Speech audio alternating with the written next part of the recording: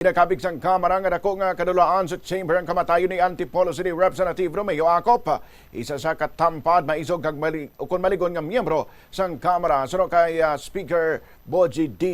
Suno pa sa House Speaker isa ka ehemplo si Acop sang tawo nga ginakabuhi ang integridad sa serbisyo publiko. Nagpadalaman sa ila simpatiya sa pamilya ni Acop ang iban pang mga kongresista kangay nanday former House Speaker Ferdinand Martin Romualdez, Lanao del Sur 1st District Representative Zia Alonto Adyong, Bicol Saro Point List Representative Terry Ridon, kag Manila 3rd District Representative Joel Chua. Una na ginpahay ginapatay si Acop sang Sabado sang gabi bangon sa heart attack. Si Acop nga na chief sang CIDG ang kilala sa Kamara sa iyang tactical examination sa resource persons sa legislative inquiries. Nakilala sa Kamara bangon sa iyahugot kag tactical nga pagpangusisa lakip na sa mga isyu na hanungod sa transportasyon, public safety, illegal nga droga kag mga isyu sa korupsyon. Isa man ini sa nanguna sa pagpangusisa sa isyu sang confidential funds sa opisina ni Vice President Sara Duterte kag ang ginhingadlan nga peke nga mga pirma sa mga acknowledgement receipts ang nasamit nga opisina lakip na